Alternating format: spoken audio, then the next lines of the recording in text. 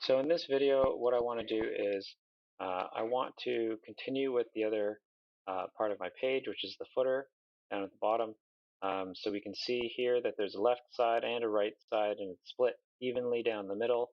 I've got social media icons as well as an email newsletter sign up here. And then I've got some copyright that I'm going to just center vertically on the right hand side here. Okay, so that's what I'm going to be basing my footer on. And so the way to do that, I'm going to create a new element underneath my main element, and this is going to be my footer element. Again, another HTML5 semantic element here gives the meaning of the footer at the bottom. So what we're going to do is we're going to create two divs. Two divs.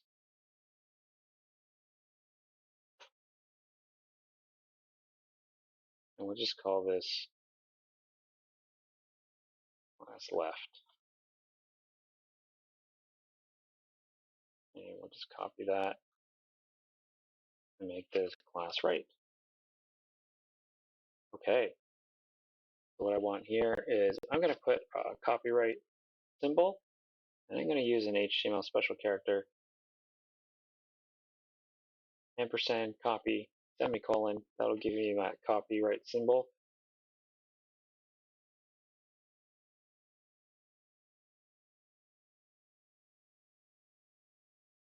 Right now it's 2020.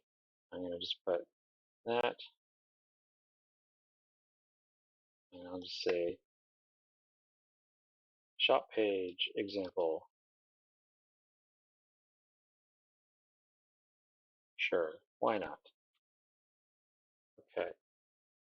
Okay.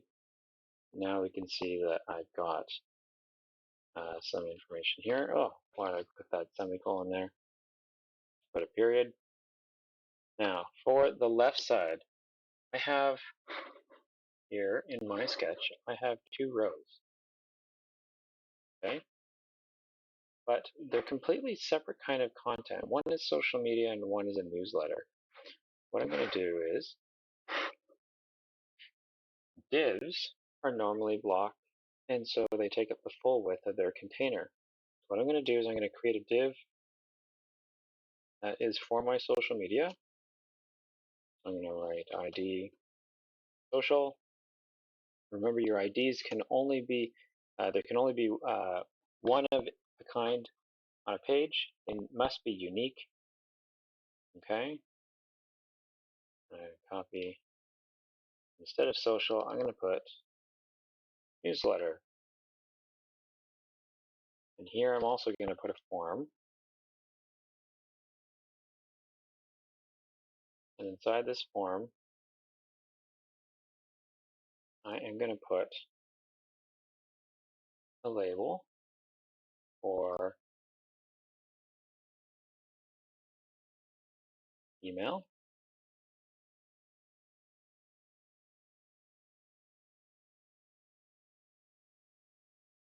Okay. I'm going to do an input with an ID that matches my for attribute and a name that will help describe how it's being processed on the back end. The type of this input is going to be an email. I want HTML5 to run its own standard validation on this. I'm going to say this is required for this form. Okay. Now once I have that, I need to have a button.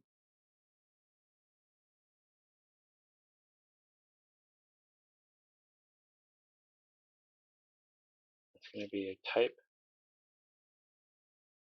submit.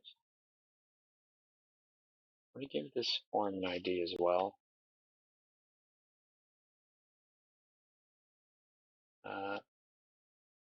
Call it subscribe. Give it a name as well. Because we have two forms here on this page, And I just noticed that I don't have a button to submit on my filters, but this is going to target my subscribe. By default, if you have a button type submit inside of a form, it usually will default to submitting to this form. I just sometimes I will explicitly say which form it's to refer to. But here I'm going to put sign up. You can see there's an email. Sign up. Let's put a placeholder example here. At example.com. I save. I now have that there. Okay. Let's add our submit button to our aside, which I had forgotten. Make sure it's inside of your form. And let's give this an ID. Filters. And a name of filters. Perfect. We'll add that parameter to the attribute form, which will tell this button which form to submit. And for this button, let's call this apply filters. Perfect. Okay. Now, let's get to setting up our social icons. All right. Let's practice some more of our flexbox here. So what I'm going to do is I'm going to use divs. Divs we know are block elements.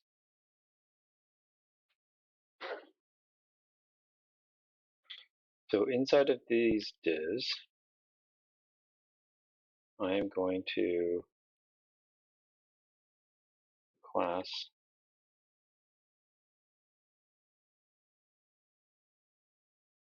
and call it media wrapper. And inside the wrapper, I'm going to place an image, of which my source will be from the images. And I'll put a Facebook SVG.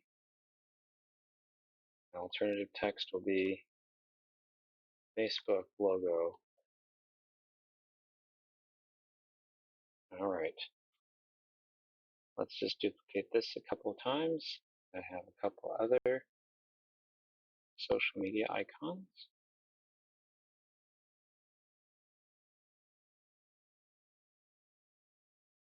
I'm going to use LinkedIn.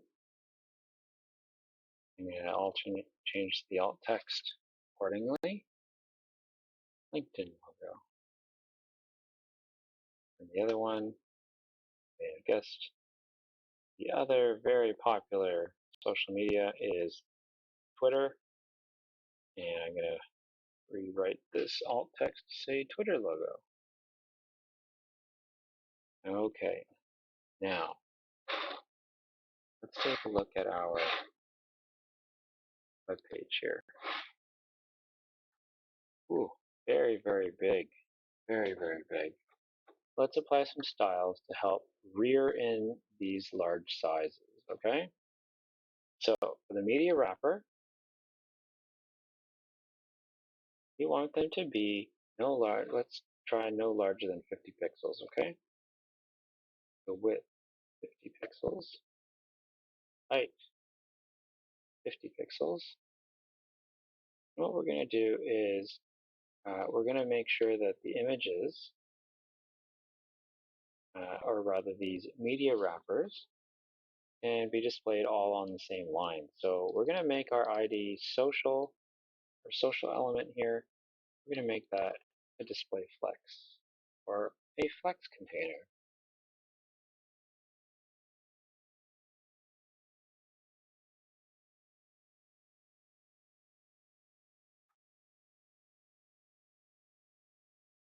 All right.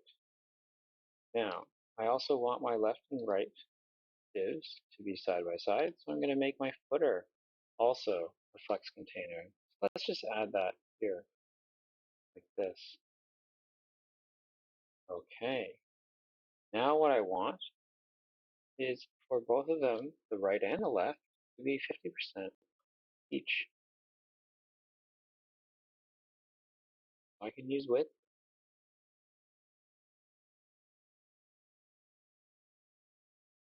right? But I think what I want to do is, oh, there we go. What I think I want to do here though is, because they're flex items, I'm going to use flex basis. Okay, and I want them to gradually manage themselves on how they grow and how they shrink.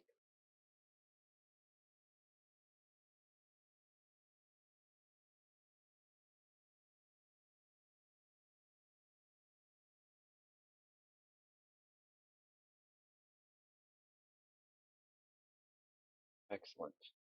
Okay.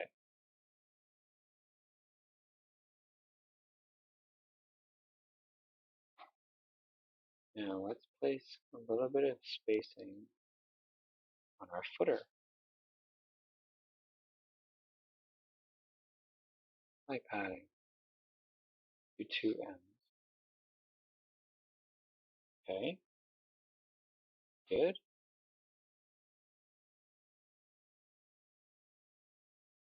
For our social, because it's a flex container, I can apply things like justified content to it. Yeah, we can have space around our social items. And let's say for our form, right, because it's in our footer on the left-hand side, we want to adjust our newsletter to be in the center. So from what I remember, form is going to be a block item.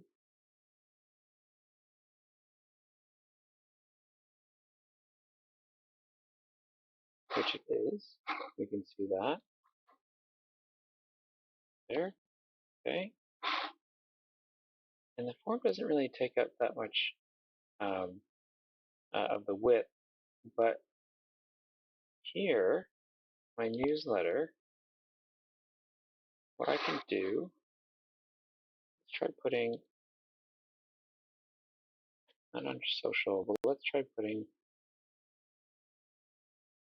for the parent of form, which is the newsletter, ID newsletter,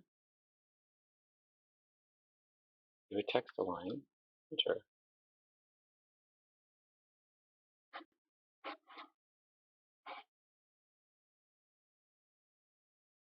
That won't work, mainly because this item here, the form, is a block element.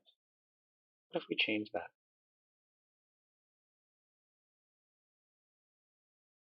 Change it to be a display of line block. Now we can see that it's lined up here.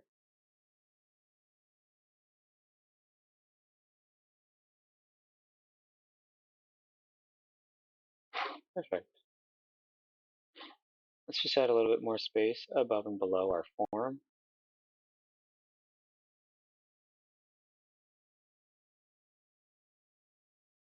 And let's try the shorthanded version here. Do 2 M's.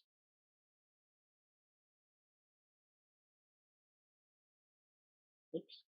And I want my copyright to be in the middle vertically here. So how am I going to do that? Okay. Well, one way is, let's wrap this this line a span element.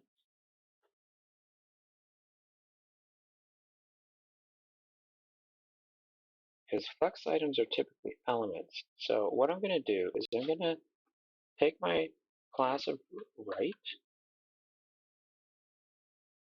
I'll create a new declaration with just applying it to the right.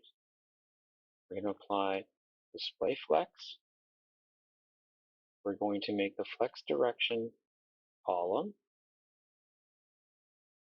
We're going to apply justify content center. Now, we likely could have done this another way. Let's try it another way. We know that the flex direction by default is row. So let's try align items, enter. Okay, and here we get the same result as using flex direction column and then content center, justify content center. Okay, so we can still get the copyright to be in the middle. What I'm going to do is I'm going to add some spacing to it. Let's add some padding on the left and the right. I'm going to use a shorthand 0 for top and bottom, but we're going to do 2 M's on left and right. And we're just going to give ourselves a nice border left of 1 pixel solid. And we can see that there now. And it just helps divide visually these two sides here. Okay. Now, typically you would have your social media icons be links. So you could use an anchor tag around these images and allow those to be clickable, and they can go to those respective pages. And that's it. That's it for the footer. We can give it a color as well, but I think this video is long enough, but you can definitely do that on your own.